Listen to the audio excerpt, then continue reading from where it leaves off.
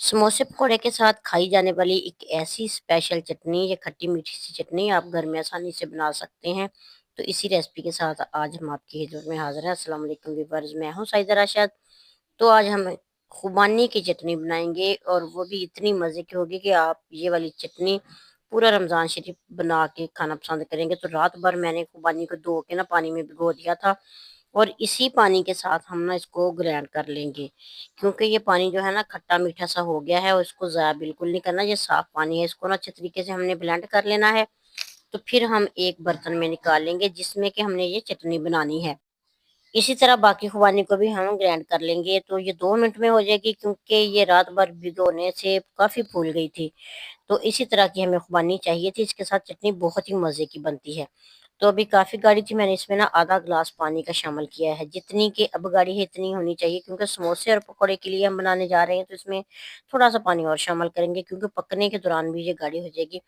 तो इसमें कौन कौन सी चीज़ें ऐड करूँगी आपके सामने। तो मैंने इसमें ना थोड़ा सा गुड़ शामिल किया, 1 चम्मच जीरा शामिल करेंगे, नमक हस्बे ज़ायक़ा शामिल करेंगे, कुटी लाल मिर्च इसमें शामिल करेंगे और इसी तरह इसमें हमने थोड़ी-सी ना काली मिर्च दरदरी सी डालनी है और चीनी भी अपने टेस्ट के हिसाब से शामिल कर देनी है, क्योंकि इसमें गुड़ भी है इसलिए चीनी थोड़ी कम ही डालेंगे।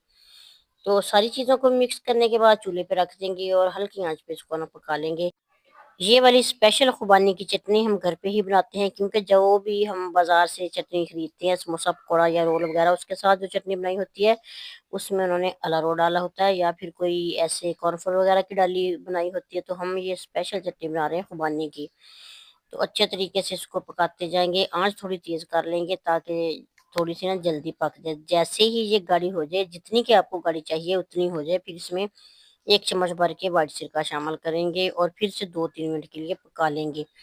तो 2-3 मिनट पकाने के बाद थोड़ी गाढ़ी हो जाएगी तो चूल्हे को बंद कर देंगे और ठंडी होने के लिए रख देंगे। ठंडी होने के बाद ये इस तरह की हो गई है, ये देखें, मैं आपको अभी डिश आउट करके दिखाती हूँ। ये वाली चटनी जितनी हमने बनाई है ना, इतनी ही होनी चाहिए समोसे पकौड़े के लिए। इससे गाढ़ी चटनी अगर बनाएँगे तो वो फिर चाट वगैरह के लिए इस्तेमाल होगी। वीडियो अच्छी लगे तो प्यारा सा कमेंट कीजिएगा और दुआ में याद रखिएगा। अल्लाह ताला आप सबको अपनी ज़िम्मा में रखकर बहुत सी ज़रूर खुशियाँ दे नसीब करे। आमीन। नेक दुआ नेक तमन्नाओं के साथ अल्लाह हाफ़िज़।